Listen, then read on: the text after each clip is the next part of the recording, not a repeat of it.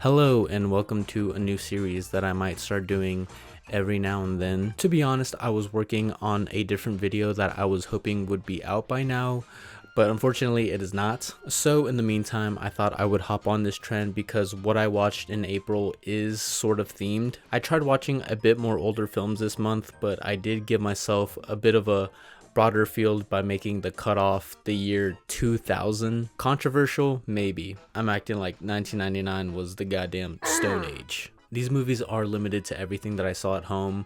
I did still keep up with everything new that was coming to theaters, so that's the exception. Starting off April 1st, I rewatched the Twister documentary on Netflix. I live in the Midwest. It's not exactly Tornado Valley, but we were under warning, so I did watch this intentionally because I like to live on the edge. I never rate documentaries for the most part.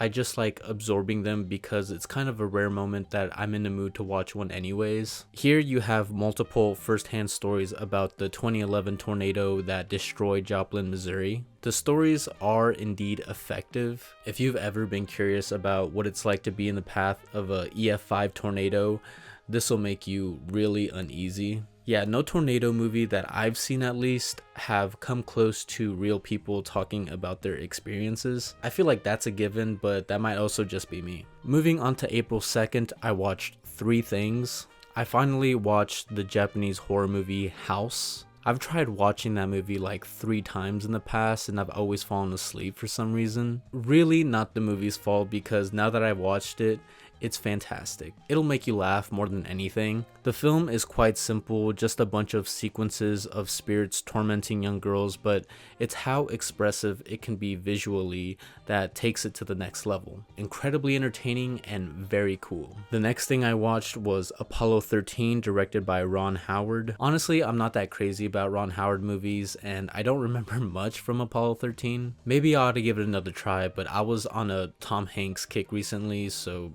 yeah, a very okay film for me. The last thing that I watched, or I guess I should say finished, was the Adolescence limited series on Netflix. I thought it was solid. I'm not totally sold that the show benefited entirely from being one shot, but it was the performances that kept me engaged, especially from Stephen Graham and Owen Cooper. Also, it's only 4 episodes, so bonus points for keeping it nice and tight. Moving on to April 3rd, again, I watched 3 titles. The first being The Apartment by Billy Wilder, a very lovable rom-com that transcends any sense of time gap. Rom-coms back then were just better. They understood characters better.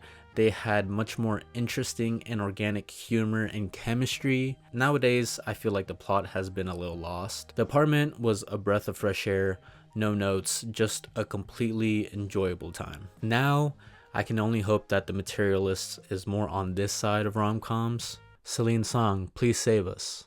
Celine Song, please save us. The next film that I watched was The Good, the Bad, and the Ugly. Goddamn, I really do love me some good old westerns. This movie is essentially the bar for westerns. It makes sense that they don't make as much noise anymore today because the 60s was such a golden era for them to be made. Let me give you 2 names that contribute to this movie's X factor: Sergio Leone and Ennio Morricone. The direction from Sergio Leone is incredible. His filmography is almost entirely dedicated to westerns, and given that this was the climax of his Dollars trilogy, his craft was more than polished by this point. And Ennio Morricone, hands down my favorite composer of all time. Not a single person in this movie looks like they've ever laid eyes on an iPhone, and that honestly makes the movie better. They're all liars, cheaters, and murderers, and you totally believe that they want nothing more than to shoot each other in the goddamn head. It's a bit of a lengthy watch, but it's more than worth it if you're looking to get absorbed in this kind of atmosphere. I finished the day off with The Passion of Joan of Arc from 1928. Now we really are talking about an old ass fucking movie. Almost 100 years old, and aside from how it looks, quality wise, it's very good. It details Joan of Arc's final moments before her execution, and what really holds your attention here is Maria Falonetti's performance as Joan of Arc. This is a silent film, so you don't hear any of the spoken dialogue. It's very reliant on visuals, and she has a doctorate on delivering some powerful gazes. A lot more goes into the performances and visuals, of course, but if you know anything about how she was martyred, then this really helps settle in the magnitude of this injustice and serves as a masterclass of expression. The day after I watched Joan of Arc, I watched my first theater movie of the month, which was the Minecraft movie. Crazy follow-up, switching up centuries like that, and I paid the price. The Minecraft movie does not need any in-depth analysis. It's the Minecraft movie starring Jack Black. Is it anything like the game? Not really. Just a bunch of studio heads making a list of references they need to hit, but at least we can laugh at how out of touch they are. April 6th, I watched A Woman Under the Influence. This was my first John Cassavetes film, and I might have jumped the gun by starting out with this movie because I loved it a lot. The way it captures dysfunctional marriages and people, and how desperately they try at appearing normal before their problems reach back to the surface. Spoiler alert, it happens a lot. I'm not gonna pretend like this is a joyous experience, but it is that rawness in what feels like real people dealing with this hardship that makes this very easy to resonate with. Everyone here is fucked up.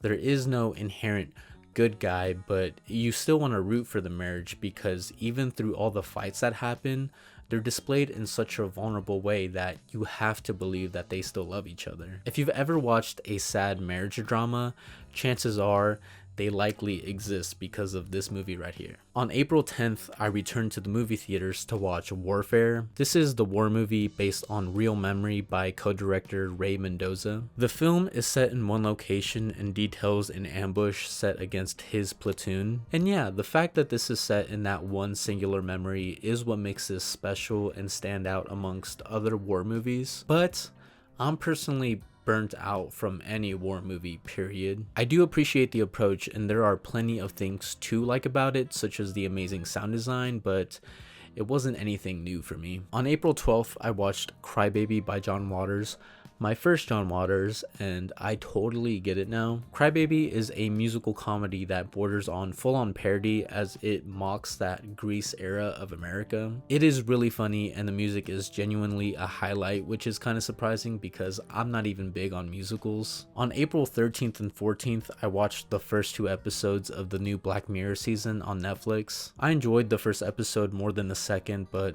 it is still a far cry from everything that the UK was doing with the show. On April 16th, I watched Lake Mungo. This is one of those films that's portrayed as non-fiction when it is fiction just for the sake of horror. I've rarely kind of dabbled in this subgenre, but I did enjoy my time with this better than most. It's got some good scares and the narration is pretty spooky. I watched this with the sort of relaxer, and it was effective. Unfortunately, I don't remember much. On April 17th, this was a big day.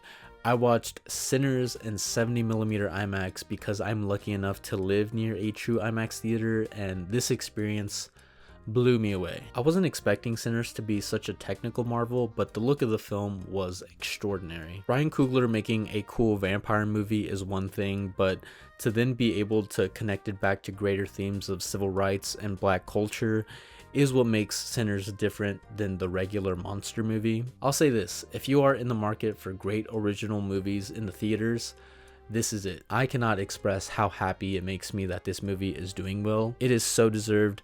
Go watch Sinners. On April 18th, I watched the 3rd episode of the Black Mirror season.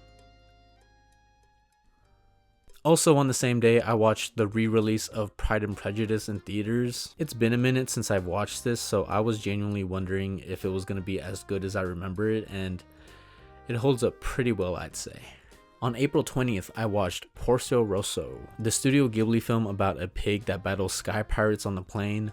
What is not to love? The animation is beautiful, and Hayao Miyazaki never shies away from speaking his mind and adding a bit more mature themes to his films. Porco Rosso has to be one of the funniest characters he's ever created. On April 23rd, I went and rewatched Sinners once again.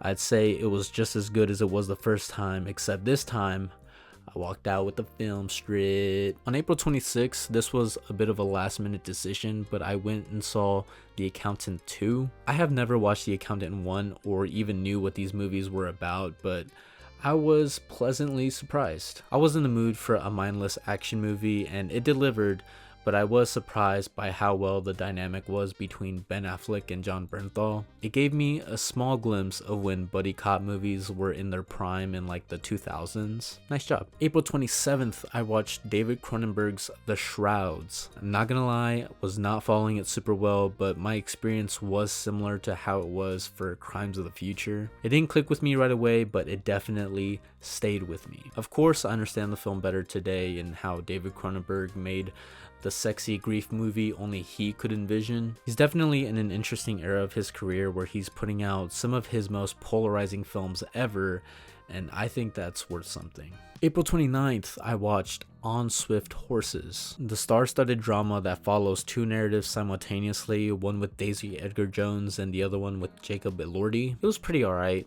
I didn't come out of the movie with any strong feelings whatsoever, which is slightly disappointing because I feel like the movie was definitely aiming higher and it never really reached that point with me. The last 30 minutes of the film was a bit better at pulling the whole thing together, but I was never totally invested with these characters, especially with the romance on Jacob Elordi's side. It felt very underwhelming compared to the latter. The only time I could find myself caring for it was when it was all finally starting to sync up to one thing. It wasn't all bad though, the performances were great and it did have some pretty great shots sprinkled throughout. Then finally on April 30th, the last day of the month, I closed it out with Monty Python and the Holy Grail. This was a movie that I felt like I watched even before I sat down and watched the entire thing. It's one of those cult classics that's impossible to avoid, so even though I was aware of a lot of the great gags in this movie, I was still very happy to see it all connected. Terry Gilliam's most accessible film I've seen for sure, but of course that's not always a bad thing. It's fairly short and very easy to enjoy. If I had to pick a favorite gag in the movie, I'd probably say it's that goddamn history professor. Those cutaways are so perfectly timed and they always sit for a couple of extra seconds than they need to. Yeah, the movie deserves its reputation. So that covers everything that I watched in April. I don't know how often I'll be doing these kinds of videos, but of course, if you enjoy it, I'll do it again. Thank you guys for watching. My letterbox will be in the description where I'm always logging everything that I watch. Now, if you'll excuse me, I have to get back to Oblivion.